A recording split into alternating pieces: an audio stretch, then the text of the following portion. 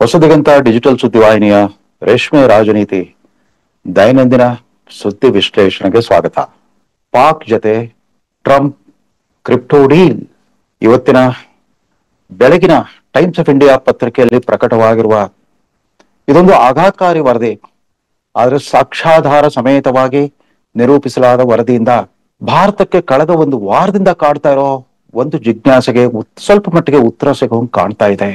ಅದು ಹೇಗೆ ಭಾರತದ ಪರಮ ಮಿತ್ರ, ಭಾರತ ಸ್ನೇಹಿ ಅಮೆರಿಕದ ಅಧ್ಯಕ್ಷ, ಅದರಲ್ಲೂ ಪ್ರಧಾನಮಂತ್ರಿ ನರೇಂದ್ರ ಮೋದಿಯವರ ಬಹುಕಾಲದ ಆತ್ಮೀಯ ಸ್ನೇಹಿತ ಡೊನಾಲ್ಡ್ ಟ್ರಂಪ್ ಏಕಾಏಕಿ ಯೂ ಟರ್ನ್ ಹೊಡೆದಿದ್ದ ಯಾತಕ್ಕೆ? ಏಕಾಏಕಿ ಯೂ ಟರ್ನ್ ಅಂತಂದ್ರೆ ಭಾರತ ಮತ್ತು ಪಾಕಿಸ್ತಾನವನ್ನ ಒಂದೇ ತಕ್ಕಡಿಯಲ್ಲಿ ತೂಗುವಂತಹ ಸ್ಥಿತಿಗೆ ಬಂದಿದ್ದ ಯಾತಕ್ಕೆ? ಭಾರತೀಯರನ್ನ ನಾನು ತುಂಬಾ ಪ್ರೀತಿಸ್ತೇನೆ, ನರೇಂದ್ರ ಮೋದಿ ನನ್ನ ಅತ್ಯಂತ ಪರಮ ಆತ್ಮೀಯ ಸ್ನೇಹಿತ ಅಂತ ಪದೇ ಪದೇ ಕಳೆದ 8 ವರ್ಷಗಳಿಂದ ಹೇಳ್ತಾ ಬಂದಿರೋ ಈ ಡೊನಾಲ್ಡ್ ಟ್ರಂಪ್ ಅದು ಯಾಕೆ ಮೊನ್ನೆನ ದಿಢೀರ್ ಕದನ ವಿರಾಮದ ನಂತರ ಇದ್ದಕ್ಕಿದ್ದಂತೆ ಒಂದು ಹೊಸ ಉಪದ್ವ್ಯಾಪಕ್ಕೆ ಇಳಿದಿದ್ದಾರೆ? ಯಾರು ಕೇಳದೆ ಇದ್ರು ಕೂಡ ತಾನೇ ಪದೇ ಪದೇ ಒಮ್ಮೆ ತನ್ನ ಟ್ರೂತ್ ಸೋಷಿಯಲ್ ಮೀಡಿಯಾ ಖಾತೆಯ ಮೂಲಕ, ಮತ್ತೊಂದು ಸಾರಿ ಸಾರ್ವಜನಿಕ ವೇದಿಕೆಗಳ ಮೂಲಕ, ಅದು ನಿನ್ನೆ ಸೌದಿ ಅರೇಬಿಯಾದಲ್ಲಿ ನಡೆದ ಅಂತಾರಾಷ್ಟ್ರೀಯ ಆರ್ಥಿಕ ಸಮ್ಮೇಳನದಲ್ಲೂ ಕೂಡ ಆ ಅಧಿಕೃತ ವೇದಿಕೆಯಿಂದ ಮತ್ತೊಮ್ಮೆ ಭಾರತ ಮತ್ತು ಪಾಕಿಸ್ತಾನ ನಡುವೆ ತಾನು ಯಾವ ರೀತಿ ಶಾಂತಿ ಒಪ್ಪಂದಕ್ಕೆ ನಾನು ಬ್ರೋಕರಿಂಗ್ ಮಾಡಿದೆ, ನಾನು ಹೇಗೆ ಮಧ್ಯಸ್ಥಿಕೆ ವಹಿಸಿದೆ, ನನ್ನ ಮಧ್ಯಸ್ಥಿಕೆಯ ಫಲವಾಗಿನೇ ಎರಡೂ ರಾಷ್ಟ್ರಗಳು ಕದನ ವಿರಾಮಕ್ಕೆ ಒಪ್ಕೊಂಡ್ರು, ಇಲ್ದಿದ್ರೆ ಇಡೀ ಮಾನವ ಕುಲಕ್ಕೆ ವಿನಾಶಕಾರಿ ಆಗಲಿದ್ದ ಒಂದು ಅಣ್ವಸ್ತ್ರ ಯುದ್ಧವನ್ನ ನಾನು ತಪ್ಪಿಸಿದ್ದೇನೆ. ಅವು ಎರಡೂ ರಾಷ್ಟ್ರಗಳ ಮುಖ್ಯಸ್ಥರುಗಳು ಅಪಾರವಾದ ಬುದ್ಧಿಮತ್ತೆ ಮತ್ತು ಸಮಯ ಪ್ರಜ್ಞೆಯನ್ನ ಪ್ರದರ್ಶಿಸಿದ್ದಾರೆ, ಅವ್ರಿಗೆ ನಾನು ಅಭಿನಂದಿಸ್ತೇನೆ ಅಂತ ಪದೇ ಪದೇ 2-3 ಬಾರಿ ಸಾಮಾಜಿಕ ತಾಣದಲ್ಲಿ ಬರ್ಕೊಂಡಿದ್ದ ಡೊನಾಲ್ಡ್ ಟ್ರಂಪ್ ನಿನ್ನೆ ಸೌದಿ ಅರೇಬಿಯಲ್ಲಿ ವೇದಿಕೆಯಿಂದ ಭಾಷಣ ಮಾಡ್ತಾ ಹೇಳ್ತಾರೆ, ಇಷ್ಟಲ್ಲನೆ ಭಾರತ ಮತ್ತು ಪಾಕಿಸ್ತಾನ್ ಮುಖ್ಯಸ್ಥರ ನಡುವೆ ನಾನೊಂದು ಡಿನ್ನರ್ ಪಾರ್ಟಿ ಮಾಡ್ತೇನೆ ಅಂತಂದ್ಬಿಟ್ಟು. ಯಾಕೆ ಪದೇ ಪದೇ ಮೋದಿ ಅವರಿಗೆ ಮುಜುಗರವಾಗುವಂತ, ಭಾರತಕ್ಕೆ ಅವಮಾನಕಾರಿಯಾದಂತ ಈ ಹೇಳಿಕೆಗಳನ್ನು ಪದೇ ಪದೇ ಪುನರುಚ್ಚಾರ ಮಾಡ್ತಾ ಇದ್ದಾನೆ ಈ ವ್ಯಕ್ತಿ? ಒಂದು ಪ್ರಪಂಚದ ಅತಿ ದೊಡ್ಡ ಪ್ರಜಾಪ್ರಭುತ್ವ ರಾಷ್ಟ್ರ, 140 ಕೋಟಿ ಪ್ರಜೆಗಳಿರುವ ಮುಕ್ತ ಪ್ರಜಾಪ್ರಭುತ್ವ ರಾಷ್ಟ್ರದ ಜೊತೆಗೆ ಕೇವಲ ಮಿಲಿಟರಿ ಮುಲ್ಲಾ ಮತ್ತು ಮುಜಾಹಿದೀನ್ಗಳ ಕಪಿಮುಷ್ಟಿಯಲ್ಲಿರೋ ಆ ಪಾಕಿಸ್ತಾನದಂಥ ಯುದ್ಧದಾಯಿ ರಾಷ್ಟ್ರ ಜೊತೆಗೆ ಸಮತಕ್ಕಡಿಯಲ್ಲಿ ತೂಗೋದು ಅಂದ್ರೆ ಏನು? ಭಾರತಕ್ಕೆ ಇದಕ್ಕಿಂತ ಒಂದು ಅತ್ಯಂತ ಕುಚೋದ್ಯದಾಯಕ ಅಪಮಾನ ಯಾವ್ದಾದ್ರು ಇರ್ಲಿಕ್ಕೆ ಸಾಧ್ಯವಾ?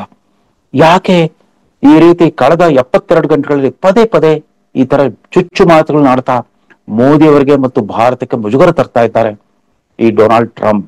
ನಿಮಗೆ ನೆನಪಿರ್ಲಿ, ಡೊನಾಲ್ಡ್ ಟ್ರಂಪ್ ಮೊದಲ ಅವಧಿಯಲ್ಲಿ ಅಂದ್ರೆ 2016ರಿಂದ 2020 ಅವಧಿಯಲ್ಲಿ ಅವರು ಅಧ್ಯಕ್ಷರಾಗಿದ್ರು. ಆಗ ಒಂದ್ಸರಿ 2018ರಲ್ಲಿ ಪಾಕಿಸ್ತಾನ್ ಸರ್ಕಾರ ಮತ್ತು ಅಲ್ಲಿನ ರಾಜಕಾರಣಿಗಳು ಯಾವ ಮಟ್ಟಿಗೆ ತರಾಟೆಗೆ ತಗೊಂಡ್ರು ಅಂತಂದ್ರೆ, ಈ ಪಾಕಿಸ್ತಾನನ್ನು ಹುಂಬ ದೇಶಕ್ಕೆ ವ್ಯರ್ಥವಾಗಿ ನಾವು ಸುಮಾರು $30 ಬಿಲಿಯನ್ ಅಧಿಕ ಹಣವನ್ನ ಕೊಡ್ತಾ ಇದ್ದೇವೆ, ಅವರು ಅಮೆರಿಕದ ನಾಯಕತ್ವವನ್ನ ಮೂರ್ಖರು ಅಂತ ಅನ್ಕೊಂಡ್ಬಿಟ್ಟಿದ್ದಾರೆ, ನಾವು ಬಿಲಿಯಗಟ್ಲೆ ಡಾಲರ್ ಸಹಾಯ ಮಾಡಿದ್ರೆ ಅದರಿಂದ ನಮ್ಗೆ ಏನ್ ಬಂದಿದೆ? ಬಿಡುಗಾಸು ಲಾಭ ಇಲ್ಲ, ಅವರೆಲ್ಲ they are cheats and liars, ಅವರು ಮಹಾನ್ ವಂಚಕರು ಮತ್ತು ಸುಳ್ಳುಗಾರರು ಅಂತಂದ್ಬಿಟ್ಟು ಇದೇ ಟ್ರಂಪ್ ಟ್ವೀಟ್ ಮಾಡಿದ್ರು. ಅದು ನೆನಪಿರ್ಲಿ, ಈಗಾಗಲೇ ಭಾರತೀಯ ಸುದ್ದಿವಾಹಿನಿಗಳೆಲ್ಲ ಪದೇ ಪದೇ ಪ್ರಚಾರವಾಗ್ತಾ ಇದೆ. ಅದೇ ಟ್ರಂಪ್ ಈ ಬಾರಿ ಅಂದ್ರೆ ಜನವರಿ 20ಕ್ಕೆ ಅವರು ವಿದ್ಯುಕ್ತವಾಗಿ ಪ್ರಮಾಣ ವಚನ ಸ್ವೀಕರಿಸಿದ್ರು. ಪ್ರಮಾಣ ವಚನ ಸ್ವೀಕರಿಸಿದಾಗಿನಿಂದ ತಮ್ಮ ಪ್ರಣಾಳಿಕೆಯನ್ನು ಅನುಷ್ಠಾನ ಮಾಡ ಹೊರಟಿದ್ರು. ಅದರಲ್ಲೂ ಬಹು ಮುಖ್ಯವಾಗಿ ಅವ್ರ ಮುಖ್ಯವಾದ ಅಜೆಂಡಾ ಅಮೆರಿಕಕ್ಕೆ ಕಳ್ಳದಾರಿಯಿಂದ ಬಂದಿರೋ ಅಕ್ರಮ ವಲಸಿಗರನ್ನು ಹೊರಗಾಕೋದು ಅಂತ ಅಂದ್ಬಿಟ್ಟು. ಅದರಲ್ಲೂ ಅವರು ಮುಖ್ಯವಾಗಿ ಗುರುತಿಸಿದ್ದು ಭಾರತದಿಂದ ಬಂದ ಬೇರೆ ಬೇರೆ ಅನೇಕರು ಕೂಲಿ ಕಾರ್ಮಿಕರಾಗಿ ಹೋಗಿದ್ರು, ಸಣ್ಣ ಪುಟ್ಟ ನೌಕರಿಗಳಲ್ಲಿ ಬಂದು ಸೇರ್ಕೊಂಡಿದ್ರು, ಅಮೆರಿಕದ ಮೂಲ ಸೌಕರ್ಯ ನಿರ್ಮಾಣದಂತಹ ಬೃಹತ್ ಕಾರ್ಯಾಚರಣೆಗಳೇ ಅವರೆಲ್ಲ ತೊಡಗಿಸ್ಕೊಂಡಿದ್ರು. ಅಂಥವ್ರನ್ನ ಗುರುತಿಸ್ಬಿಟ್ಟು ಈ ವ್ಯಕ್ತಿ ಅವ್ರನ್ನ ಹೊರಗೆ ಹಾಕಿದ ರೀತಿ ಇತ್ತಲ್ಲ, 3 ಏರೋಪ್ಲೇನ್ ಲೋಡ್ ಅಂದ್ರೆ 3 ಬೃಹತ್ ಮಿಲಿಟರಿ ವಿಮಾನಗಳಲ್ಲಿ ಅವ್ರನ್ನ ಕರೆತಂದು ಅಮೃತ್ಸರ್ನಲ್ಲಿ ಡಂಪ್ ಮಾಡಿದ ರೀತಿ ಇತ್ತಲ್ಲ, ಅವ್ರಿಗೆ ಕಾಲ್ಗೆ ಮತ್ತು ಕೈಗೆ ಬೇಡಿ ಹಾಕ್ಬಿಟ್ಟು ತೀರಾ ಅವಮಾನಕಾರಿ ರೀತಿಯಲ್ಲಿ ಕ್ರಿಮಿನಲ್ಗಳ ತರ, ಅಂತಾರಾಷ್ಟ್ರೀಯ ಕ್ರಿಮಿನಲ್ಗಳ ತರ ಅವ್ರನ್ನ ಕರ್ಕೊಂಡ್ಬಂದು ಅಮೃತ್ಸರ್ಲಿ ಡಂಪ್ ಮಾಡಿದಾಗ್ಲೇನೆ ಈ ಟ್ರಂಪ್ ಬಗ್ಗೆ ಯಾಕೋ ಅನುಮಾನ ಬರ್ಲಿಕ್ಕೆ ಶುರು ಆಯ್ತು. ಆತ ಬಾಯಿ ಮಾತಲ್ಲಿ ಭಾರತವನ್ನ ಪ್ರೀತಿಸ್ತೇನೆ, ನರೇಂದ್ರ ಮೋದಿ ನನ್ನ ಸ್ನೇಹಿತ ಅಂತ ಹೇಳಿದ್ರು ಕೂಡ ಯಾಕೋ ಇದ್ದಕ್ಕಿದ್ದಂತೆ ಭಾರತೀಯರ ಬಗ್ಗೆ ಒಂದು ವಿಚಿತ್ರವಾದ ಅಸಹನೆ ಮತ್ತು ಪೂರ್ವಾಗ್ರಹವನ್ನ ದಿಢೀರ್ನ ಬೆಳೆಸ್ಕೊಂಡಿದ್ದಂಗಿದೆ ಅಂತ ಅನಿಸ್ಲಿಕ್ಕೆ ಶುರುವಾಗಿತ್ತು. ಅವರ ಉಪಾಧ್ಯಕ್ಷರ ಪತ್ನಿ ಕೂಡ ಭಾರತೀಯ ಸಂಜಾತೆ ಉಷಾ ಬ್ಯಾನ್ಸ್, ಅದೆಲ್ಲ ಗೊತ್ತಿತ್ತು ಕೂಡ. ಆಮೇಲೆ ಹಲವಾರು ಮಂದಿ ಅವರ ಮಂತ್ರಿ ಮಂಡಲದ ಸಚಿವರುಗಳು ಕೂಡ ಭಾರತೀಯ ಮೂಲದವರು ಇದ್ದಾರೆ. ಅದಿದ್ದು ಕೂಡ ಯಾತಕ್ಕೆ ಈ ಅಧಿಕಾರ ವಹಿಸಿಕೊಂಡ ನಂತರ ಭಾರತದ ಬಗ್ಗೆ ಪೂರ್ವಾಗ್ರಹ ಶುರುವಾಯಿತು. ಅಕ್ರಮ ವಲಸಿಗರನ್ನ ಭಾರತದಲ್ಲಿ ಅತ್ಯಂತ ಅಮಾನುಷ ರೀತಿಯಲ್ಲಿ ಮಿಲಿಟರಿ ವಿಮಾನಗಳಲ್ಲಿ ತಂದು ಹಾಕಿದಾಗ್ಲೇನೆ ನಮಗೆ ಅನುಮಾನ ಶುರುವಾಗಿತ್ತು. ಈ ಟ್ರಂಪ್ ಯಾಕೋ ಅಸ್ಥಿರ ಮನಸ್ಥಿತಿಯ ವಿಕೃತ ಮನೋಧರ್ಮದ ಮನುಷ್ಯ ಅಂತ ಅನಿಸ್ತಾ ಇತ್ತು. ಅವರು ಸಾಂಪ್ರದಾಯಿಕ ರಾಜಕಾರಣದ ಯಾವುದೇ ರೀತಿ ರಿವಾಜುಗಳನ್ನ ಗೌರವಿಸೋರಲ್ಲ, ಯಾವುದೇ ನೀತಿ ನಿಯಮಗಳನ್ನ ಪಾಲಿಸೋರಲ್ಲ. ಆತನ ತನ್ನದೇ ಆದ ಶೈಲಿ ಇದೆ, ಹೋಗ್ಲಿ ಬಿಡಿ. ಅಟ್ಲೀಸ್ಟ್ ಆತನ ಮನುಷ್ಯ ಶುದ್ಧ ಅಂತ ಕಾಣುತ್ತೆ, ಬಾಯಿ ಚಪಲ ಜಾಸ್ತಿ ಅಂತ ಅನ್ಕೊಳ್ಬಹುದಾಗಿತ್ತು.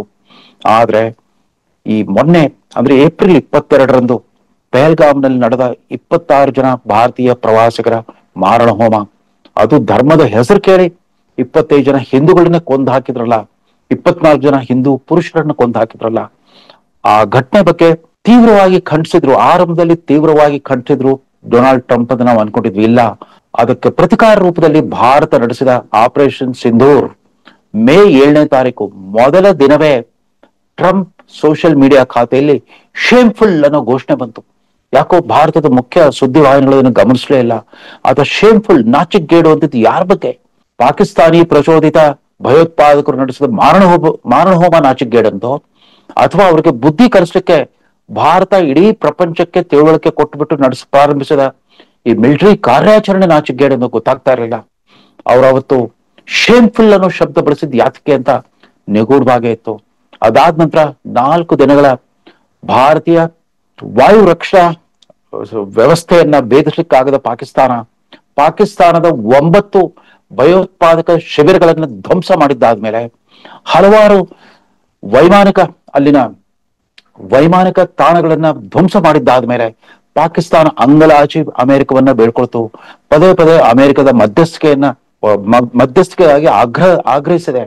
ಆದ್ರೆ ಇದೆಲ್ಲ ಈ ಈ ಏಪ್ರಿಲ್ 22ರ ಮಾರಣ ಹೋಮ ನಡೆದ ದಿವಸವೇ ಡೊನಾಲ್ಡ್ ಟ್ರಂಪ್ ಅವರ ಸಹೋದ್ಯೋಗಿ ಉಪಾಧ್ಯಕ್ಷ ವ್ಯಾನ್ಸ್ ಭಾರತದ ಪ್ರವಾಸದ ಕೊನೆ ಹಂತದಲ್ಲಿದ್ರು.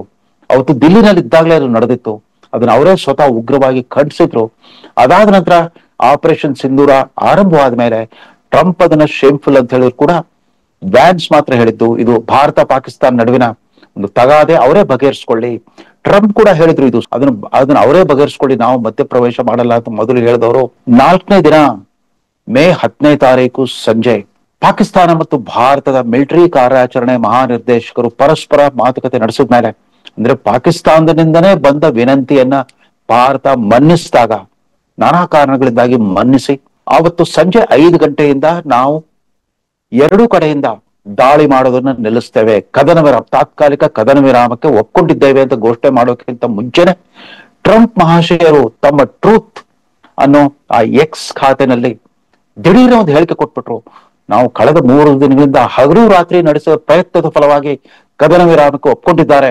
2 ರಾಷ್ಟ್ರಗಳ ನಾಯಕರು ತುಂಬಾ ಒಳ್ಳೆಯವರು, ಅವರು ಅಪಾರವಾದ ರಾಜಕೀಯ ಮುತ್ಸದ್ದಿತನ ಮತ್ತು ಚಾಣಾಕ್ಷತನವನ್ನ ಪ್ರದರ್ಶಿಸಿದ್ದಾರೆ, ನಂಗೆ ತುಂಬಾ ಸಂತೋಷವಾಗಿದೆ ಅಂತ ಹಾಕೊಂಡ್ರು. ಅಷ್ಟಕ್ಕೂ ಬಿಡ್ಲಿಲ್ಲ.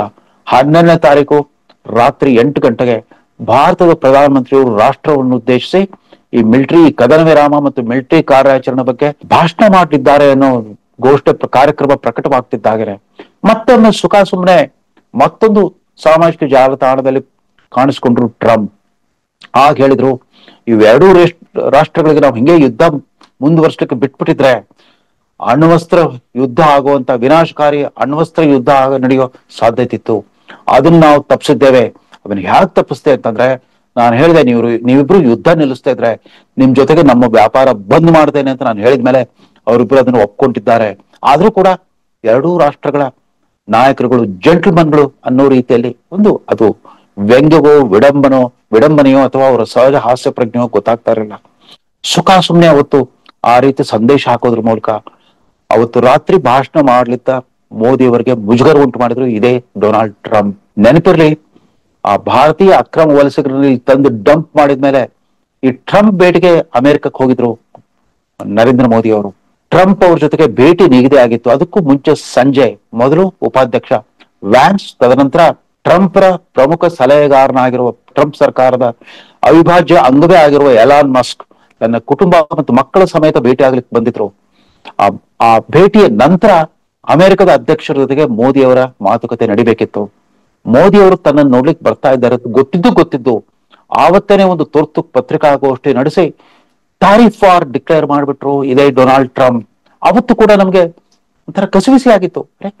ಒಂದು ಭಾರತದ ಪ್ರಧಾನಮಂತ್ರಿ ಆಗಮಿಸಿರುವಾಗ ಅವ್ರ ಜೊತೆಗೆ ವಿದ್ಯುಕ್ತವಾದ ಮಾತುಕತೆ ಇನ್ನೇನ್ ಶುರುವಾಗಬೇಕಾಗಿರುವಾಗ ಇಷ್ಟು ತರಾತುರಿಯಲ್ಲಿ ಈ ತಾರೀಫ್ ವಾರ್ ಘೋಷಣೆ ಮಾಡುವಂತ ಅಗತ್ಯ ಏನಿತ್ತು? ಈ ತೆರಿಗೆ ಯುದ್ಧ ಘೋಷಣೆ ಮಾಡೋ ಅಗತ್ಯ ಏನಿತ್ತು?